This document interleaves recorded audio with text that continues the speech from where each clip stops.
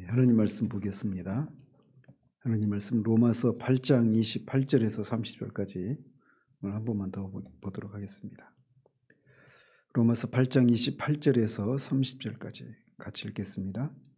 우리가 알거니와 하나님을 사랑하는 자 곧 그의 뜻대로 부르심을 입은 자들에게는 모든 것이 합력하여 선을 이루느니라. 하나님이 미리 아신 자들을 또한 그 아들의 형상을 본받게 하기 위하여 미리 정하셨으니 이는 그로 많은 형제 중에서 맏아들이 되게 하려 하심이니라. 또 미리 정하신 그들을 또한 부르시고 부르신 그들을 또한 의롭다 하시고 의롭다 하신 그들을 또한 영화롭게 하셨느니라. 아멘. 지난주에 우리가 그 5가지 구원의 사슬이라고 불려지는 그 내용 중에 그 나머지 부분들을 살폈는데 이제 오늘 한 번 더 마무리하는 차원에서 이 본문을 살펴보도록 합니다. 이 로마서 8장 28절에서 30절까지를 개혁주의 신학에서는 구원의 황금사슬 이렇게 부릅니다.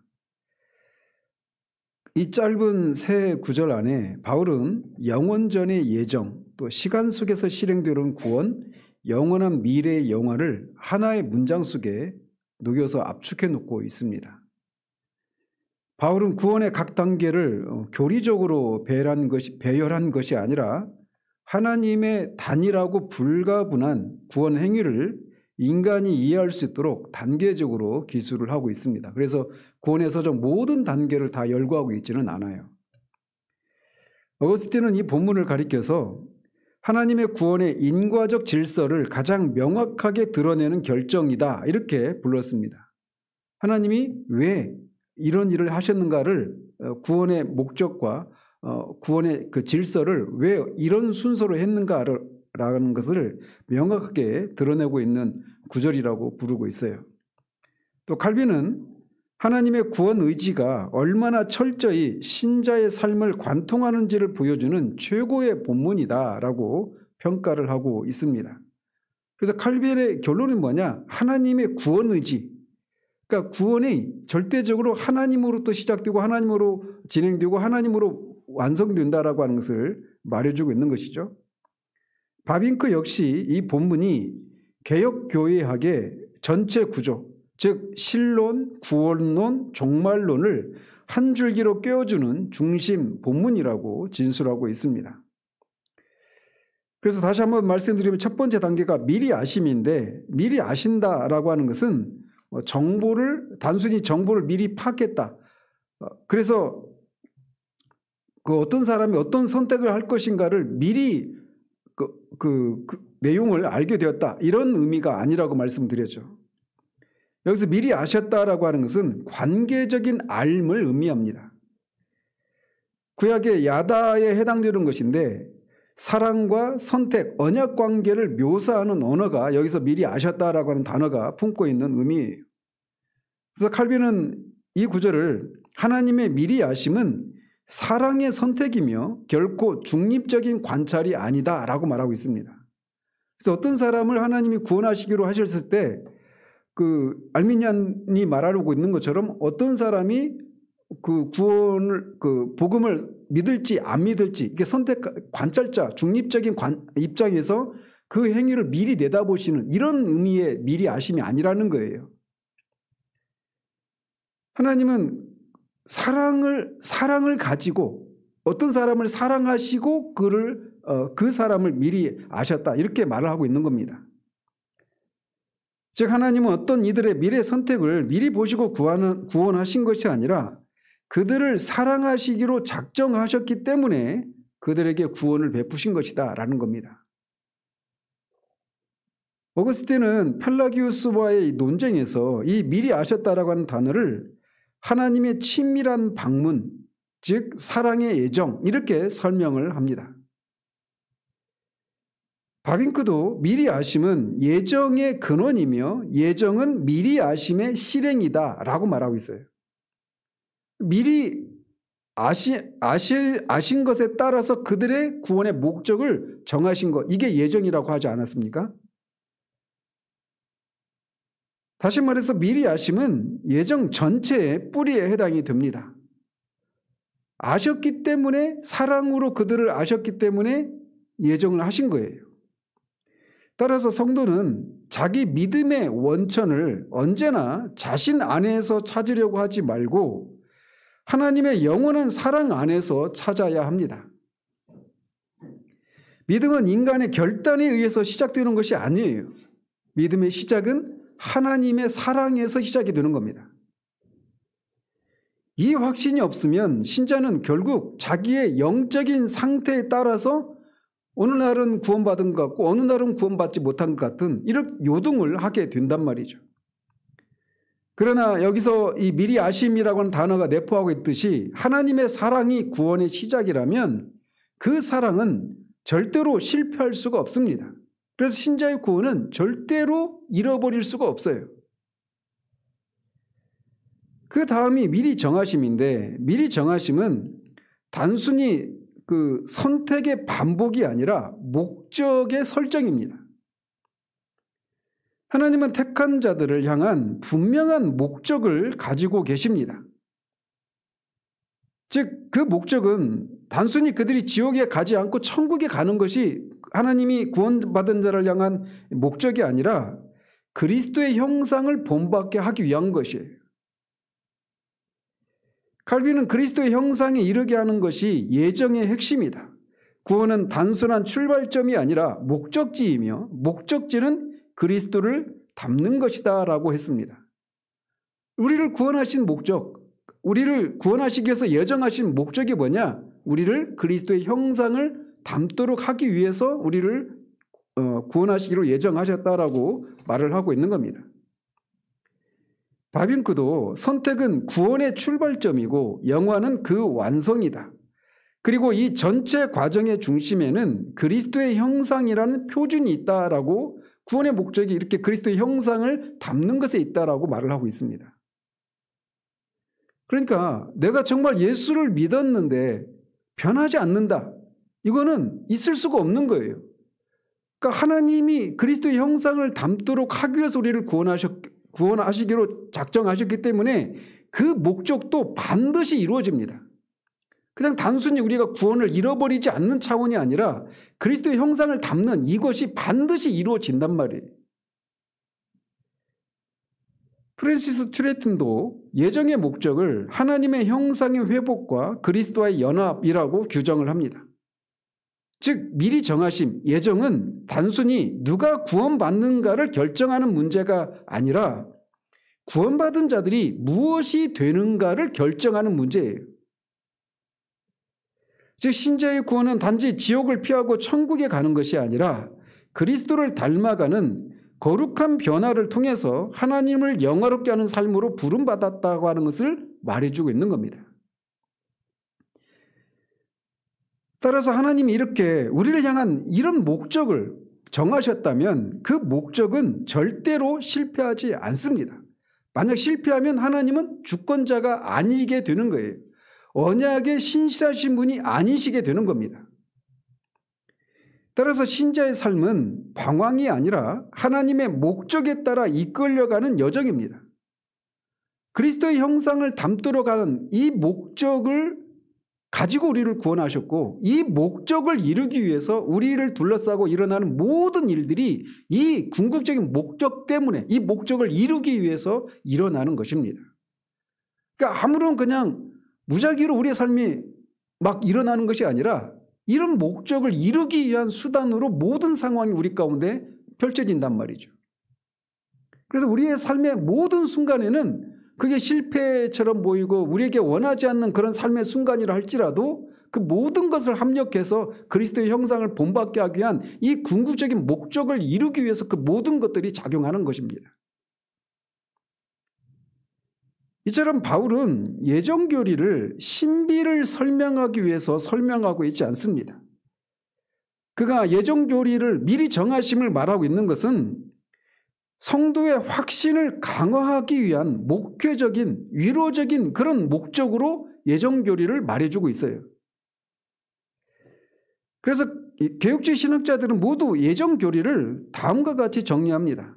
대표적인 개혁주의 신학자들 첫 번째로 어거스틴은 예정은 신자의 겸손의 근거이다 라고 말합니다. 우리가 구원받은 것은 하나님의 예정의 결과라고 말을 하고 있는 거예요. 그래서 결코 우리는 자랑할 것이 없다라고 말하고 있는 것이죠. 칼빈은 예정은 구원의 확신의 기초다라고 말하고 있고, 바빙크는 예정은 하나님의 언약적 사랑의 영원한 기원이다. 튜레티는 예정은 구원 서정의 전체 구조를 떠받치는 뿌리이다. 오해는 예정은 그리스도의 죽음이 정확히 누구를 위해 효과적으로 적용되는지를 설명한다. 로이드 존스는 예정은 구원이 절대로 실패할 수 없다는 사실을 보여주는 복음의 심장이다 라고 말을 합니다. 제가 우리 교회에서 자꾸 이름을 언급하지만 어거스틴, 칼빈, 바빙크, 튜레틴, 오웬, 로이드 존스 이런 분들이 개혁주의 정통 복음주의 역사적인 그런 복음주의 노선에 서 있는 그런 분들인데, 그분들이 한결같이 말하고 있는 것은 예정이야말로 우리의 구원이 절대적으로 잃어버리지 않을 수 있는, 우리의 구원이 절대적으로 확실하다라고 하는 것을 말해주는 그 복음의 심장과 같은 것이라고 말을 하고 있어요. 자, 그 다음에 이어지는 것이 부르심인데, 이 부르심은 하나님의 영원한 계획이 시간 속으로 침투하는 순간입니다. 미리 아심, 미리 정하심은 영원 속에서 하나님이 계획하신 거예요. 그런데 부르심은 이렇게 하나님의 영원한 계획이 시간 속으로 침투하는 순간이 부르심입니다. 여기서의 부르심은 단순한 초청이 아니라 효과적인 부르심임을 강조하고 있습니다. 즉 인간이 스스로 하나님께 응답하는 것이 아니라 하나님이 성령의 사역을 통해서 인간의 마음을 실제로 변화시키는 사건이 부르심입니다. 그래서 부르심은 신약 전체에서 효과적인 호출을 의미합니다. 즉 하나님이 어떤 사람을 복음으로 초청하면, 그렇게 부르시면 반드시 응답이 일어난다라는 거예요. 그래서 부르심은 명령이 아니라 능력입니다. 루터는 이것을 부르심은 하나님이 내 귀에만 말하는 것이 아니라 내 마음에 말하는 것이다 이렇게 말을 했어요. 그리고 지난주에도 말씀드린 것처럼 인간이 절대적으로 인간 스스로는 이 부르심에 응답을 할 수가 없기 때문에 성령의 이런 효과적인 부르심이 필연적으로 있어야 된다고 말씀드리지 않았습니까? 그래서 칼빈은 부르심은 성령의 내적 조명 없이는 단 한 사람도 믿음으로 나올 수 없다고 말을 했습니다. 오해는 하나님이 죄인의 의지를 강제로 꺾어서 굴복시키는 것이 아니라 빛과 달콤함으로 녹여 변화시키는 성령의 사역이다라고 말을 했습니다. 즉 강압적으로 우리의 의지를 꺾어서 예수 그리스도를 믿게 하시는 것이 아니라 복음의 영적 아름다움과 진리의 매력에 압도되어서 우리가 자발적으로 이렇게 믿음으로 이어지게 하는 이런 방식으로 일을 하신다고 말을 하고 있는 거예요. 그래서 성령께서 우리를 부르실 때 일어나는 첫 번째 변화가 뭐냐면 죽어있던 영혼이 깨어나는 그런 생명의 시작이 일어납니다. 이 단계에서 성령은 사람들의, 죄인들의 마음의 눈을 밝히시고 죄의 실체를 보게 하시고 그리스도의 영광을 인식하게 만드는 새로운 생명의 능력을 창조하십니다. 이거를 성령의 조명하심이라고 말을 해요. 그래서 이것은 인간의 결단 이전에 주어지는 창조적인 역사로서 중생의 시초라고 부를 수가 있습니다. 중생을 두 가지 차원에서 해석을 해야 됩니다. 효과적인 부르심을 성령께서 효과적으로 우리를 불러내실 때 우리는 허물과 죄로 죽어 있지 않습니까? 모든 사람은. 죽어 있는 사람이 먼저 살아나는 일이 있어야 돼요.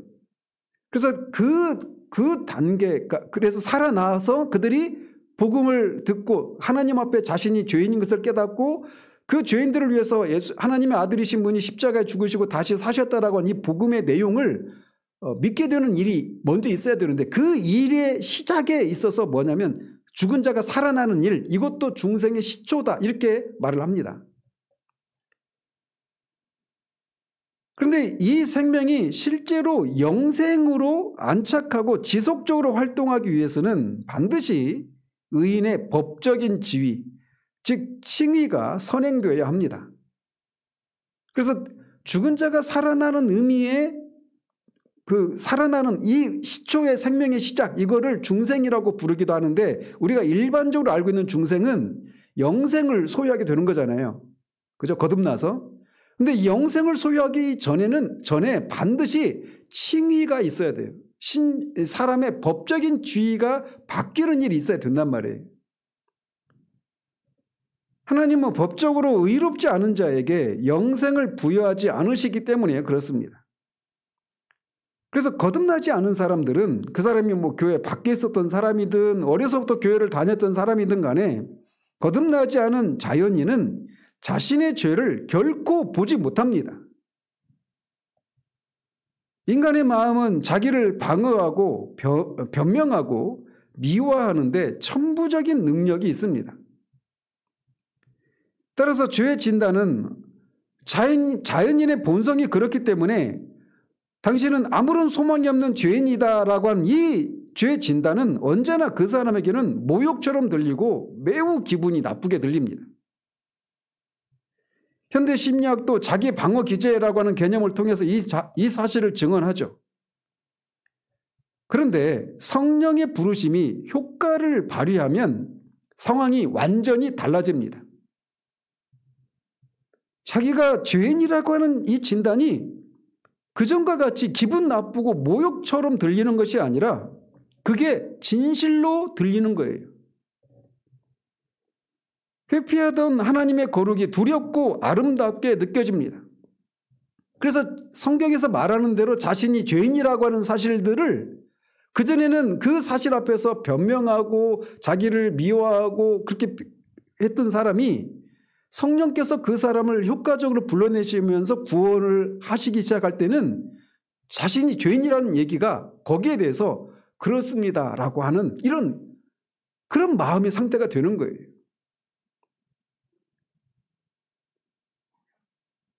그리고 죄의 실체를 인정하는 것이 자신을 억압하는 것이 아니라 오히려 자유롭게 한다라고 하는 것을 깨닫습니다.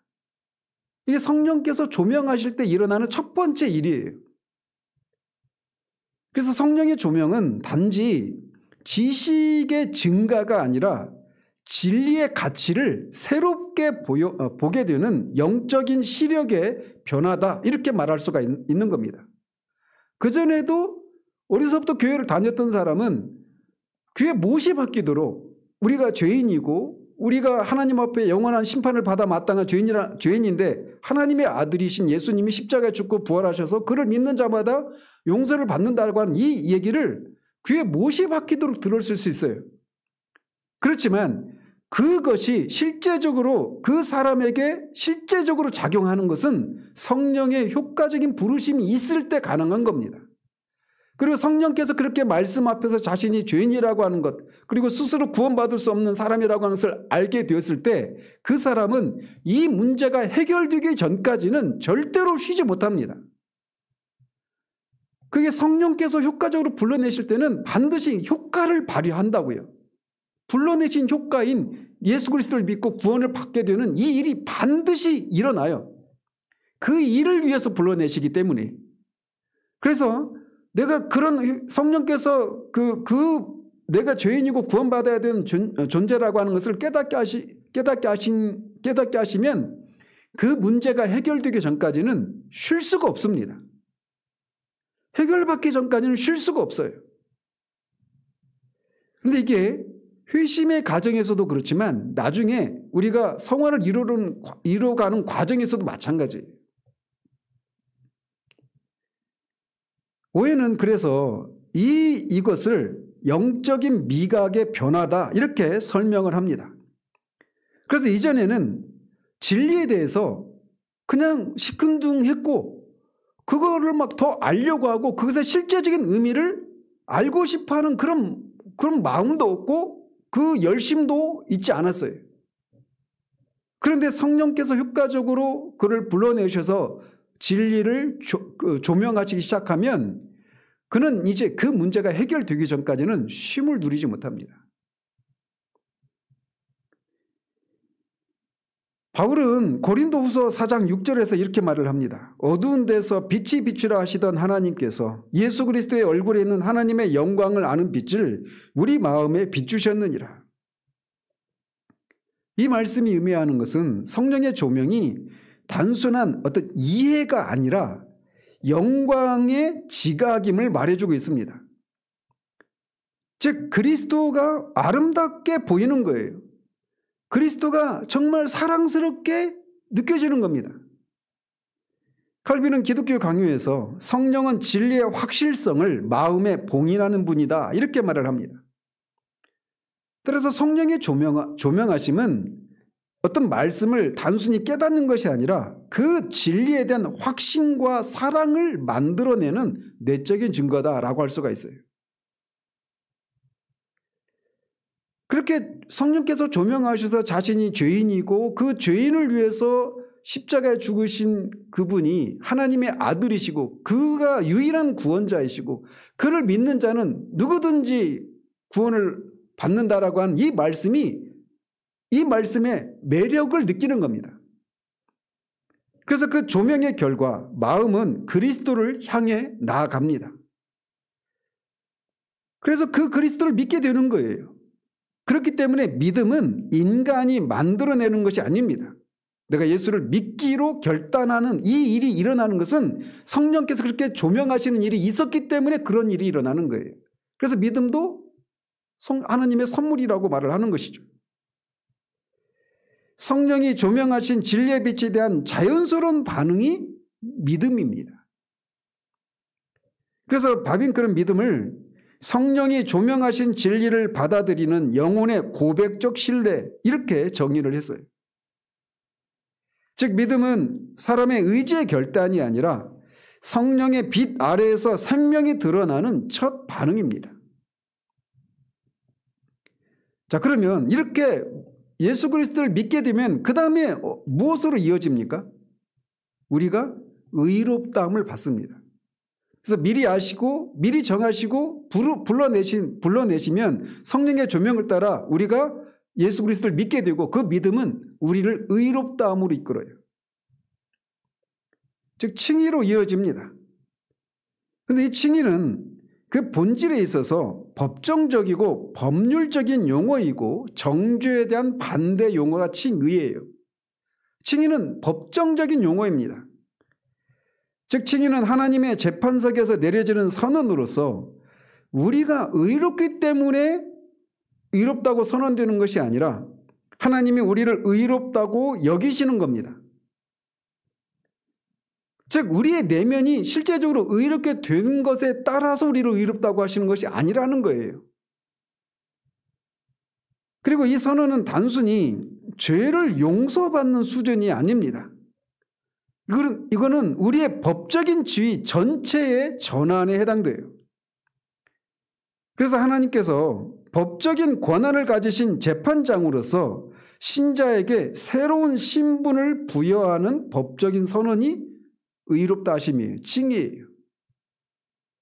따라서 칭의는 본질적으로 관계의 변화를 의미합니다. 즉 하나님과 죄인 사이의 법적인 지위가 바뀌는 사건이 칭의예요. 자, 그렇다면 하나님께서는 무엇을 근거로 죄인을 의롭다고 선언하실까요? 이것에 대해서 성경은 단호합니다. 그 근거는 오직 그리스도의 의에 근거할 뿐이에요. 오직 그리스도의 의에 근거해서 우리를 의롭다고 해주시는 거예요. 이 의는 그리스도의 순종과 죽음과 부활을 포함한 모든 사역을 뜻합니다. 바울은 이 그리스도의 완전한 순종으로 얻으신 그 의를 우리의 것으로 전가시켜 주셔서 우리를 의롭다고 선언한다고 말을 하고 있어요. 그래서 이 의도, 그리스도의 의도 조금 더 깊이 들어가면 그리스도께서 신성을 가지신 분이시기 때문에 본질적으로 의로우신 분이에요. 그렇죠? 그래서 그런 의를 본질적 의 이렇게 말을 합니다. 그런데 그분이 인성을 취하셔서 시인으로서 전 생애 동안 율법을 온전하게 완전하게 순종하시지 않았습니까?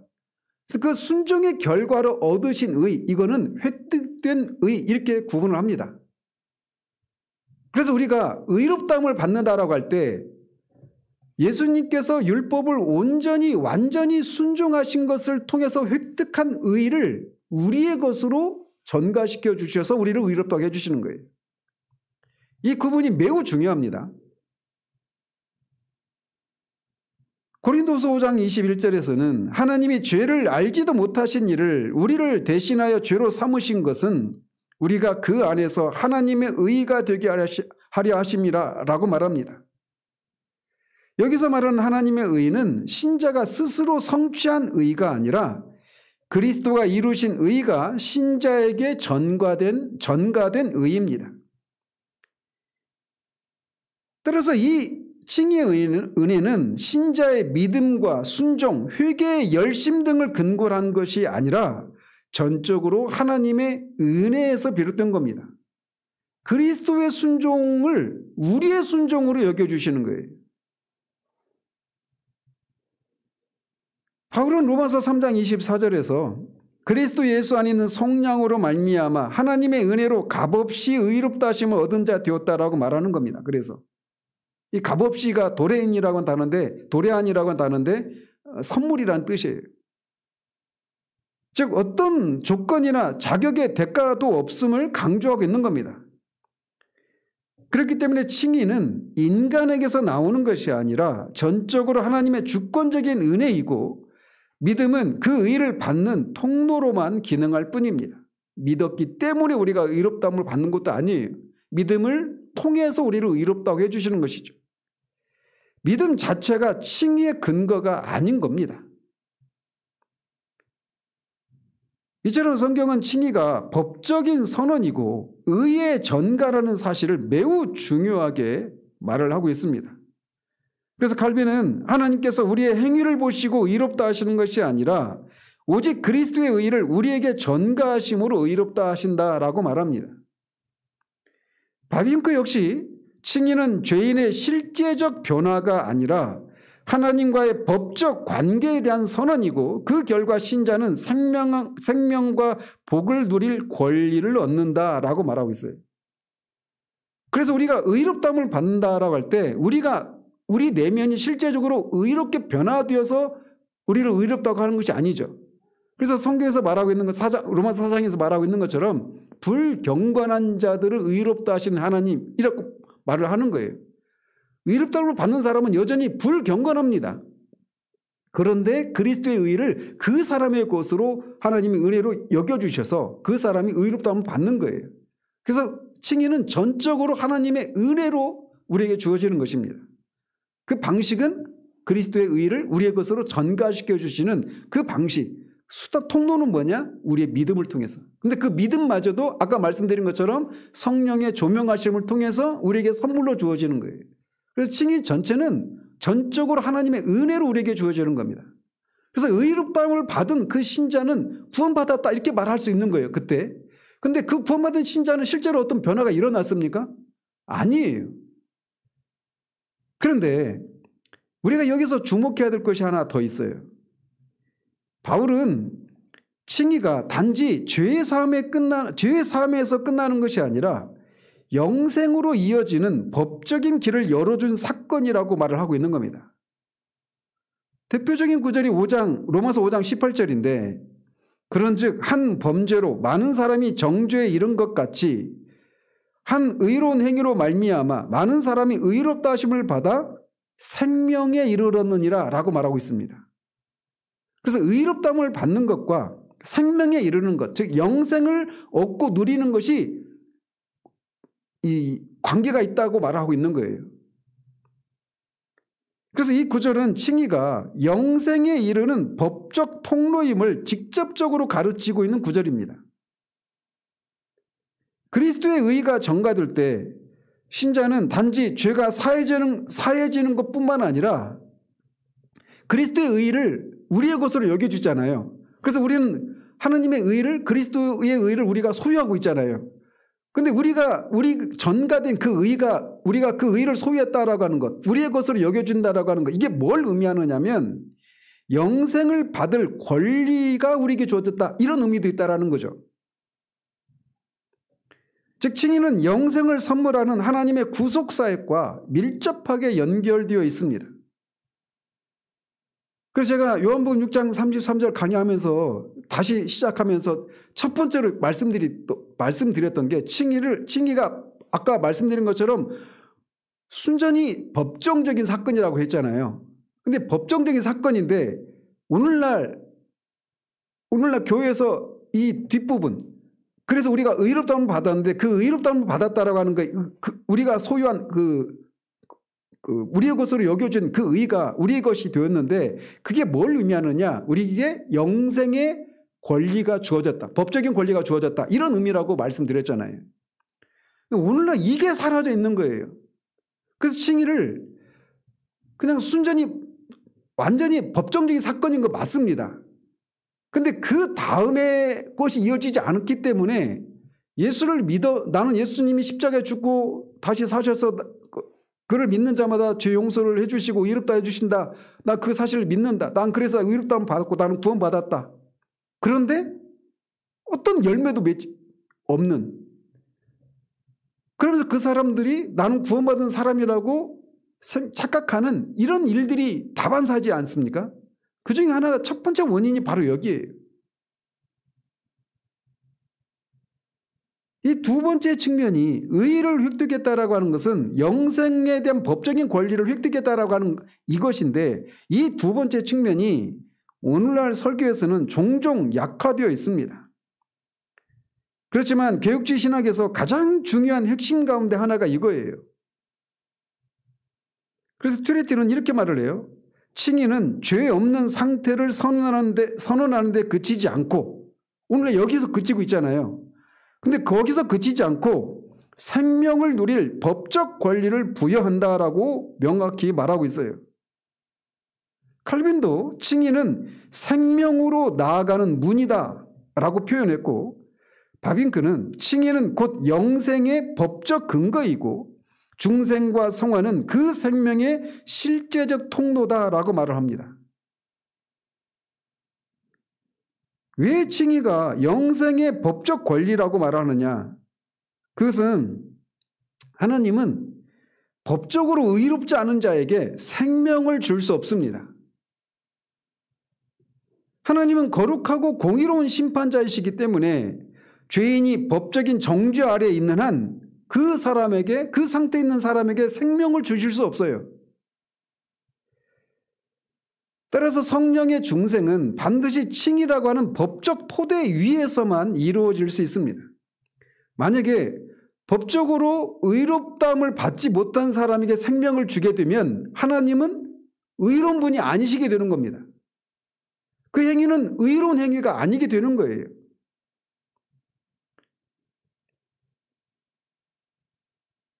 따라서 성경은 하나님이 의롭고 또 의롭게 하시는 분이라고 앞에 로마서 3장 26절에서 말을 합니다. 여기는 두 가지가 동시에 성립해야 되는데, 하나는 하나님 자신이 의로우셔야 되고 또 하나님이 의로운 방식으로 죄인을 의롭게 하실 것, 이 두 가지가 전제되고 있는 겁니다. 따라서 칭의는 중생과 성령의 내주가 가능하게 되는 법적인 기반이에요. 의롭다고 해주시는 것이 전부가 아니라는 겁니다. 구원의 궁극적인 목적을 정하신 것이 뭐라고 그랬어요? 미리 정하심이잖아요. 미리 구원의 궁극적인 목적을 정하는 것이 미리 정하심인데, 우리는 예정은 그냥 단순히 구원받을 자와 구원받지 못할 자를 선택하는 것, 이런 개념으로 생각하잖아요. 예정을. 근데 예정은 구원받을 자의 구원의 목적을 정하는 것이 미리 아심이에요. 근데 구원의 궁극적인 목적이 뭐라고요? 그리스도의 형상을 담는 거예요. 아들의 형상을 담는 거. 이게 구원의 궁극적인 목적이에요. 아들의 형상을 담기 위해서는 칭의에서 그치면 안 되는 거죠. 칭의는 우리가 실제적으로 내면이 변화된 게 아니죠.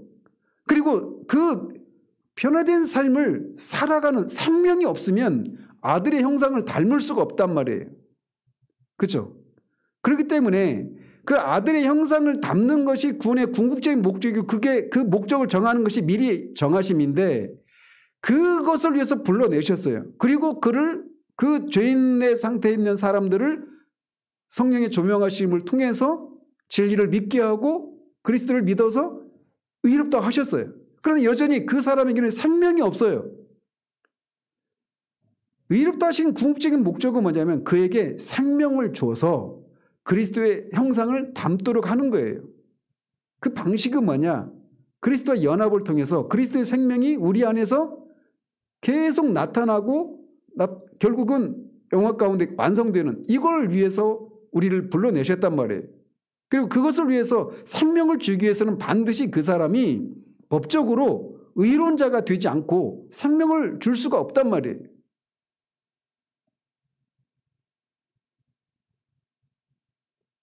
그래서 하나님은 의로운 방식으로 죄인을 의롭게 하시는 겁니다. 따라서 칭의는 중생과 성령의 내주가 가능하게 되는 법적인 기반이에요. 여기서 이제 신학적으로 매우 중요한 구조가 나오죠. 그래서 칭의는 법적인 선언입니다. 이 사람이 죄가 없고 의롭다라고 하는 법적인 선언이고 또 동시에 영생을 누릴 권리가 획득되었다라고 하는 선언이기도 하는 거예요. 그리고 중생은 성령이 그런 법적인 지위를 가진 그 사람에게 실제적으로 생명을 부어 주시는 겁니다. 이게 거듭남이고 중생이에요.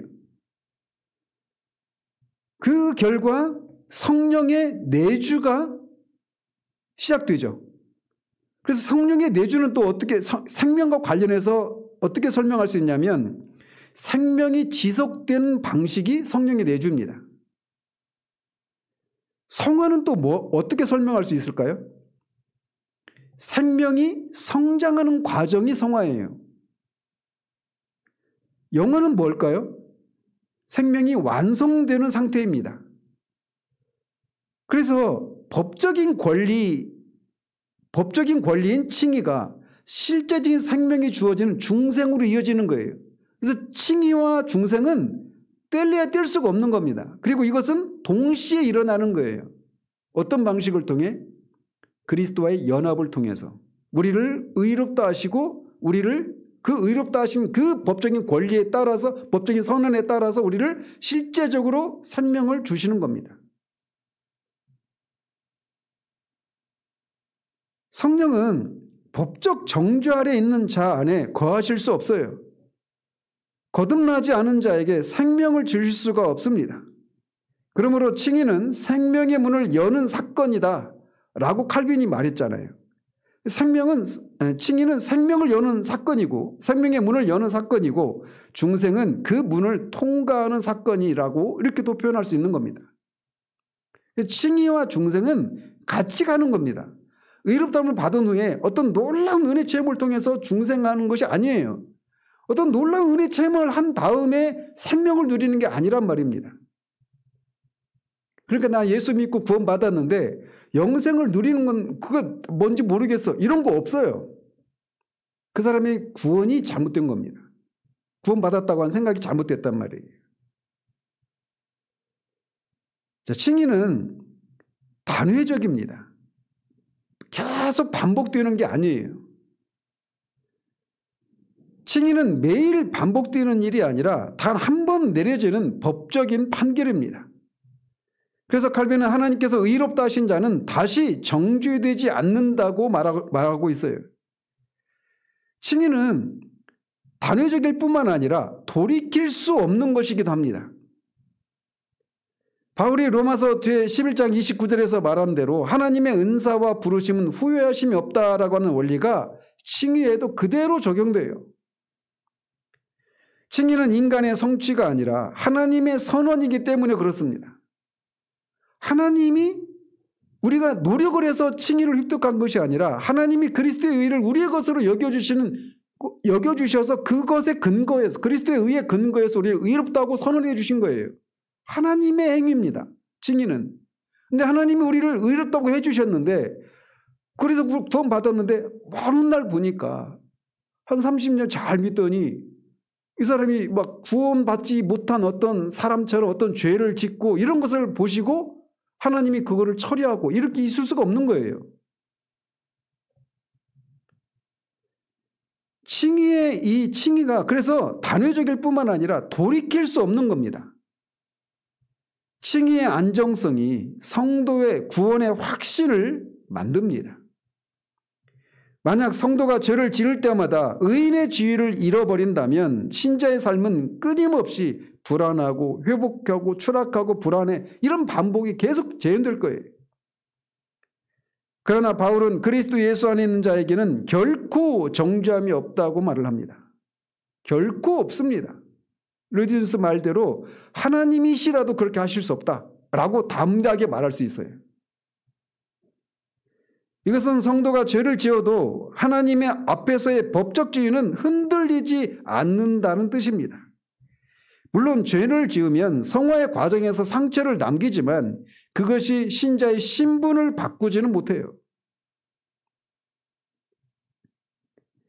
개혁주의 전통에서 칭의의 본질을 그리스도의 의로 옷 입는 것, 이렇게 설명을 합니다. 그래서 루터도 칭의를 그리스도로 옷 입혀지는 것, 이렇게 표현해요. 칼빈도 그리스도의 의를 입혀진 의, 이렇게 부릅니다. 바빙크도 칭의를 우리를 감싸는 법적 보호막, 이렇게 설명을 합니다. 그래서 이 의가 하나님 앞에서 우리의 모든 죄를 가리고 덮어준다고 말을 해요. 따라서 성도의 모든 죄, 즉 과거, 현재, 미래의 모든 죄는 그리스도의 의로 덮여 있습니다. 결국 바울의 논리는 이렇게 되어지는 겁니다. 칭의는 생명의 문을 열고 법적인 신분의 변화가 일어납니다. 그리고 중생은 칭의가 열어준 그 생명의 문으로 들어가는 거예요. 그래서 실제적으로 생명이 부여되는 겁니다.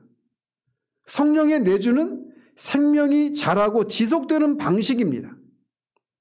성령이 우리 안에 거하셔서 이 생명이 자라고 지속되도록 우리를 인도하시는 거예요. 어떤 방식으로? 날마다 우리 자아가 죽고 예수의 생명이 나타나는, 이게 성화예요.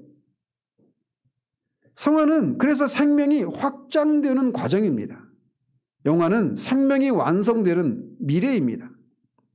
따라서 신자의 구원은 법적인 선언인 칭의와 실제적인 생명이, 즉 중생이 결합된 완전한 구원의 구조입니다. 자, 그 다음에 이어져야 될 사슬은 뭐가 자연스럽습니까? 의롭다 하심을 받은 다음에 그 다음에 이어지는 건 뭐여야 돼요? 성화잖아요. 생명이 확장되는 이 일이 일어나야 되잖아요. 그런데 바울은 여기에서 이 구원의 황금사슬 속에서 성화를 언급하지 않고 있습니다. 그 이유가 있는데, 몇 가지가 있는데, 첫 번째 이유는 성화가 단회적 사건이 아니라 평생의 과정이기 때문에 그렇습니다. 미리 아심도 단회적이죠. 미리 정하심도 단회적이죠. 부르심도 단회적입니다. 칭의도 단회적이죠. 영화도 단회적입니다. 반복되는 일이 아니란 말이에요. 근데 성화는 매일매일 우리 가운데서 계속 변화되어져 가는 과정이에요. 성화는. 그래서 여기 이 사슬 안에 다른 것들을 언급하지 않고, 다른 것들을 언급하면서 성화를 언급하지 않는 첫 번째 이유가 바로 여기 있는 거예요. 다른 것들은 단회적인 성격을 가진 반면 성화는 과정의 성격을 가지고 있기 때문에. 물론 존 머레이가 말하는 것처럼 우리가 예수 그리스도를 믿고 의롭다함을 받는 순간 우리는 하나님을 섬기도록 구별된 존재로서의 거룩한 존재가 됩니다. 그런 어떤 순간적인 그런 성화, 이런 의미도 있지만 일반적인 성화의 의미는 점진적으로 우리 생명이 확장되어져 가는 과정이잖아요. 그래서 여기서는 그걸 언급하고 있지 않는 거예요. 칼빈은 성화를 그리스도와의 연합이 실제 삶 속에서 열매로 드러나는 과정이다라고 말하고 있습니다. 바빙크도 성화를 중생으로 시작된 생명이 성령의 능력으로 발화하고 성장하는 과정이다라고 설명하고 있습니다. 이 표현 하나하나가 다 신학적인 의미가 있습니다. 바빙크가 한 말 잘 들어보십시오. 성화는 중생으로 시작된 생명이 성령의 능력으로 발화하고 성장하는 과정이다. 성화의 주체가 누구라고 말하고 있는 거예요? 성령이십니다. 그러니까 성화를 얘기하면서 성령을 얘기하지 않으면 그 잘못된 성화론이에요. 이처럼 성화는 과정이기 때문에 여기서는 언급을 하고 있지 않아요. 두 번째로는 성화는 칭의에 포함된 필연적인 결과이기 때문에도 성화를 언급하고 있지 않습니다. 바울은 성화를 선언적 단계로 분리하지 않습니다. 성화는 칭의와 중생, 성령의 내주가 이미 포함하고 있는 자연적이고 필연적인 열매예요. 그렇기 때문에 여기서는 성화를 언급하고 있지 않는 겁니다. 칭의에 대한 자연스러운 열매이기 때문에. 세 번째로 성화는 영화의 진행 방향이기 때문에 언급을 하고 있지 않고 있다라고도 말할 수 있습니다. 사도 요한이 요한일서 3장 3절에 주를 향하여 이 소망을 가진 자마다 그의 깨끗하심과 같이 자기를 깨끗하게 하느니라 라고 말하고 있습니다. 그래서 주를 향하여 이 소망을 가진 자, 말할 때 이 소망이 뭡니까? 앞에 요한일서 3장 2절에 보면 우리가 그리스도가 나타나실 때 우리가 그를 바라볼 때 그리스도와 같이 변화되는 것, 이걸 말하는 거예요. 그러니까 영화에 대한 소망을 말하는 겁니다. 그래서 영화의 소망을 가진 자마다 그의 깨끗하심과 같이 자기를 깨끗하게 한다, 이렇게 말하고 있어요. 그래서 궁극적인 영화를 믿는 사람은 필연적으로 성화에 관심을 가지게 마련입니다. 따라서 성화가 있다라고 하는 것은 영화가 이미 결정되었다는 증거라고 할 수가 있는 겁니다. 성화가 없다면 영화의 소망도 없는 거예요. 그러나 성화가 있다면 영화는 이미 확정된 미래입니다. 자, 성화가 이런 성격을 가지고 있기 때문에 성화를 하나의 별개의 단계로 만드는 것은 매우 분명히 잘못되고 비성경적인 것이다라고 할 수가 있습니다. 그러니까 성화를 칭의와 영화사의 이 관계 속에서 성화를 논하지 않고 성화만 따로 똑 떼서 성화만을 논하는 것은 비성경적이다라는 것이에요. 더 나아가서 성화를 위한 별개적인 운동이 있어서는 안 되는 겁니다. 죄송한 말씀이지만 성결교단, 이거는 성화를 특화해서 성화만을 딱 떼서 교단을 만든 거예요. 그러니까 그런 의미에서도 성경적이지 않은 겁니다.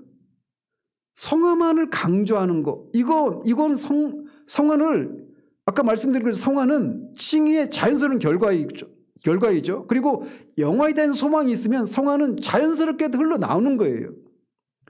그래서 성화는 이 구원의 사슬 안에서 파악하고 가르쳐져야지, 이게 없이 성화만 딱 떼서 어떻게 우리가 성화를 이룰 수 있는가 이렇게 하고, 또는 그것만 특화해서 막 교단을 만들고 어떤 성결 운동을 강조하는 이런 방식은 성경적이지 않다라는 겁니다.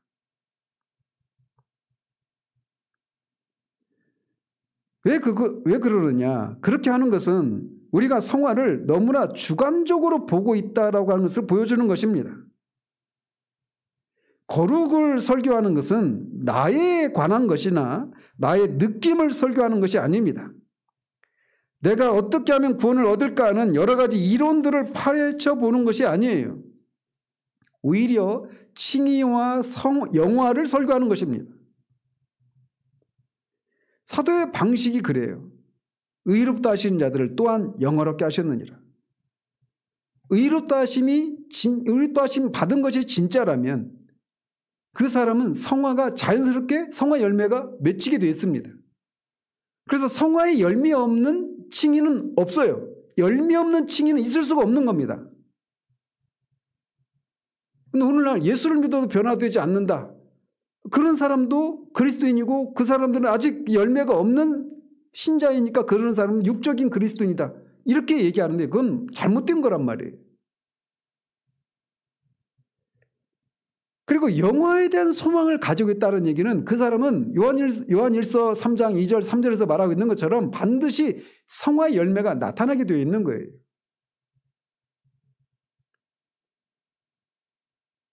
그래서 성결 집회나 성화를 위해서 열리는 그런 회합들, 그런 데에서는 어떻게 하면 내가 성화를 이룰까 여기에만 초점을 맞추고 있지 거기에서 뭐 칭의나 영화 이런 것들은 다루고 있지 않다는 말이에요. 사도가 여기서 성화를 언급하지 않는 것은 매우 의미심장합니다. 그것은 성화가 칭의에 함축되어 있기 때문에 그래요. 칭의와 영화 사이에 성화가 있습니다. 그렇기 때문에 사도가 이런 이유들로 인해서 여기서 성화를 언급하고 있지 않는 거예요. 바울은 성화가 싸움의 과정이지만 그 싸움의 승리는 이미 보장되어 있다고 말을 합니다. 갈라디아서 5장 17절에서 육체의 소욕과 성령의 소욕이 서로 대적한다라고 바울은 성화를 이루어가는 과정 속에 있는 그런 싸움과 그런 긴장을 이렇게 표현하고 있습니다. 그래서 5회는 죄 죽임에서 이렇게 말을 했어요.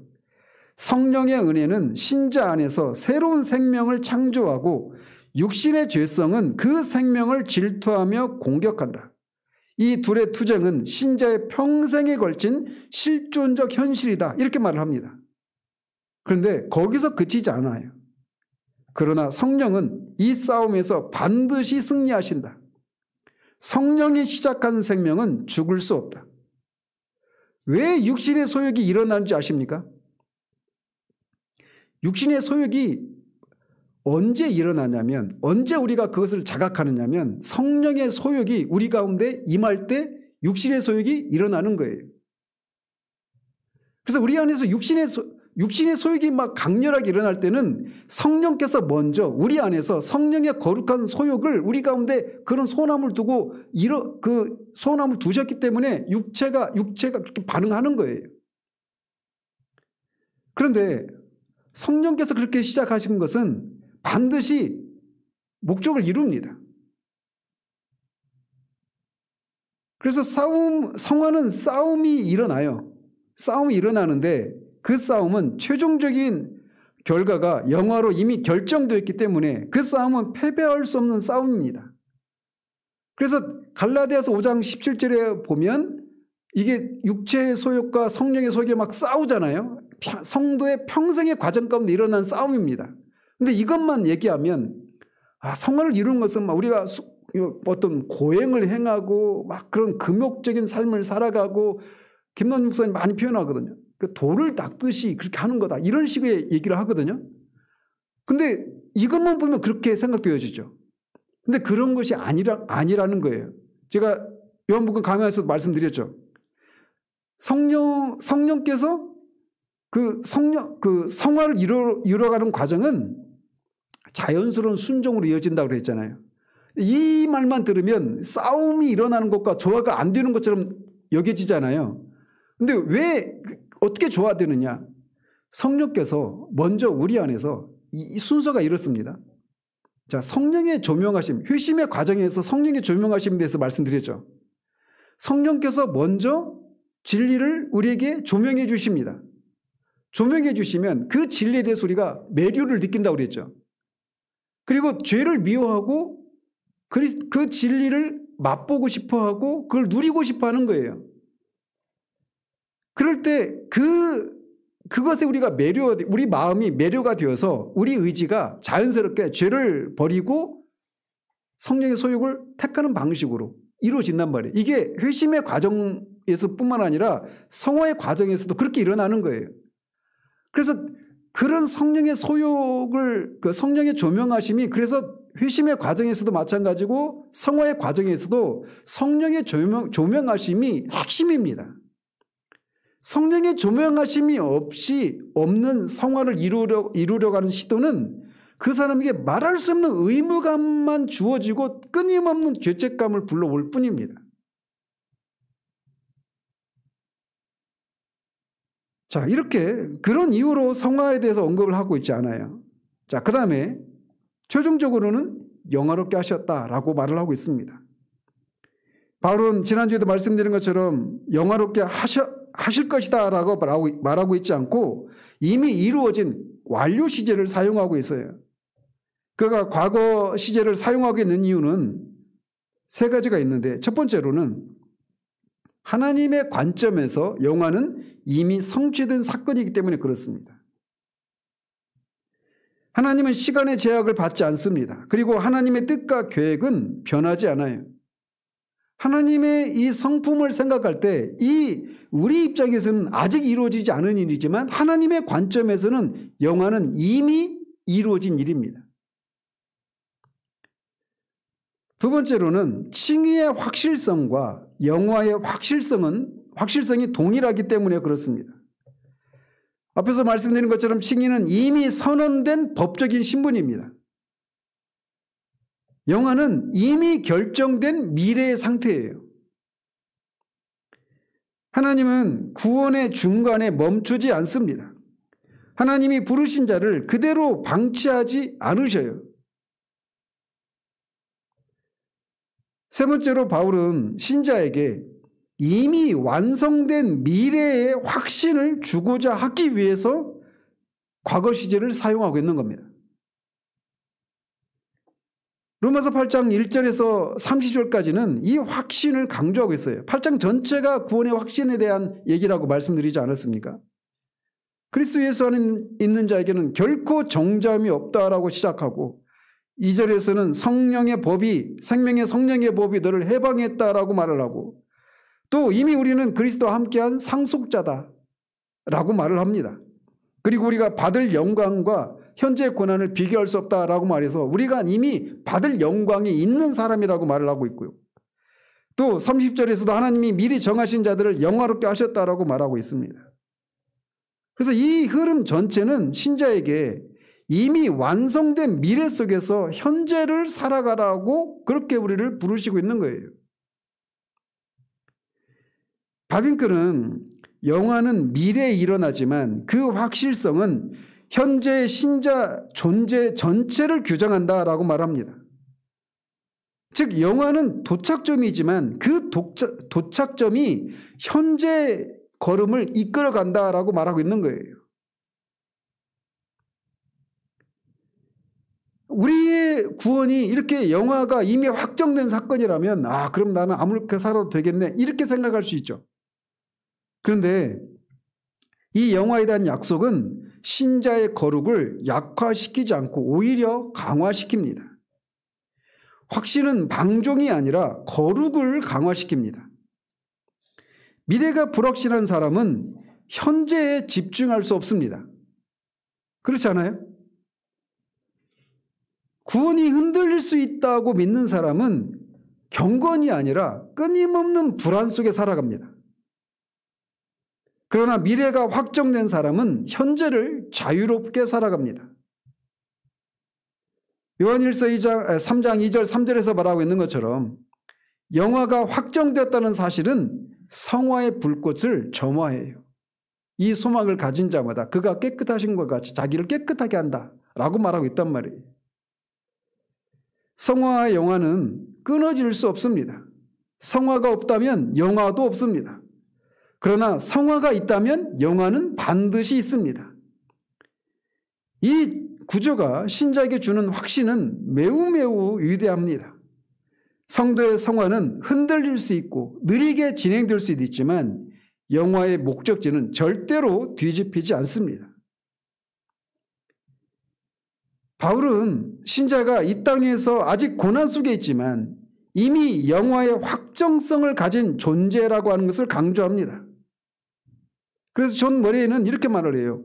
미래의 확실성은 현재 성도의 모든 실존을 형성한다. 미래가 단단히 서 있는 사람만이 현재의 고난을 흔들림 없이 견딜 수 있습니다.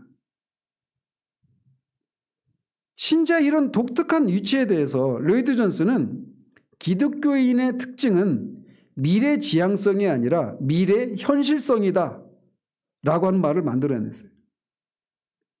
우리는 종말에 대해서 영화롭게 될 이 미래 종말에 대해서 미래지향성적인 이런 생각 갖고 있잖아요. 우리가 죽은 다음에 장차 이렇게 되어질, 우리가 거기로 가는 이런 개념으로 많이 생각하지 않습니까? 근데 기독교인의 특징은 미래지향성이 아니라 미래현실성이라는 거예요. 현재의 삶 가운데서 미래를 영혼을 현재 삶 가운데 살아가는 사람들이 그리스도인이라는 겁니다. 성화는 완성된 그 생명을 여기 현재에서부터 살아내는 것이 성화예요.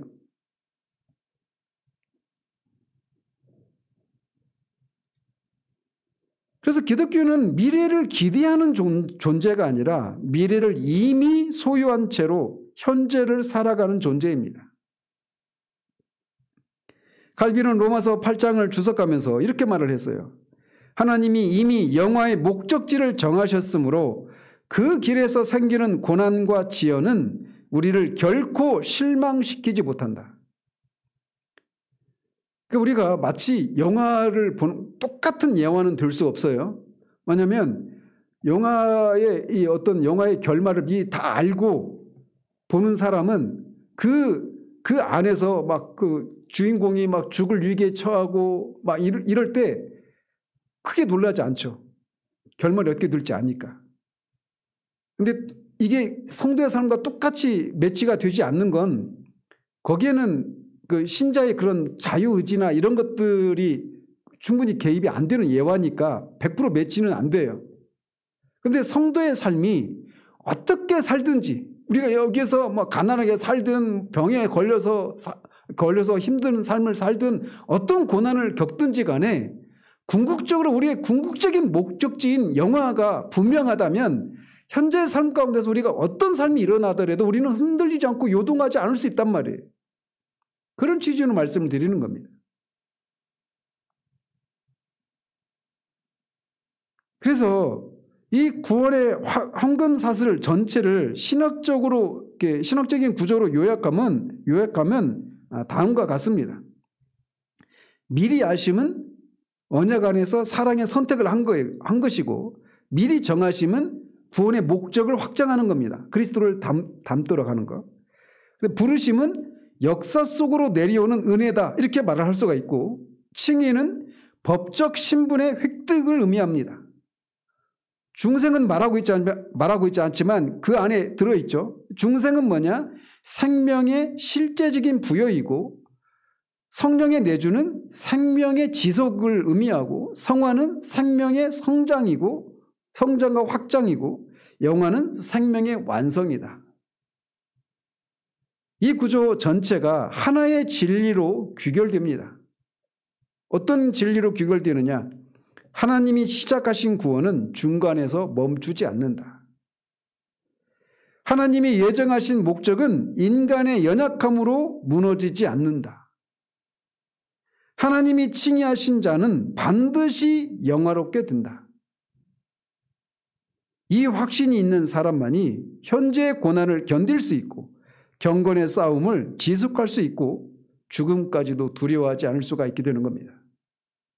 우리의 신분이 이러하기 때문에 우리의 궁극적인 운명이 이러하기 때문에 여러분들이 8장 여기까지 살펴보면서 8장의 전체 주제가 신자의 구원이 절대적으로 확실하다, 안전하다, 최종적인 구원을 확신할 수 있다라고 하는 이 주제인데 이 8장을 살피면서 여러분의 구원이 정말 더 확실해졌습니까? 이게 우리 가운데 있어야 되는 거예요.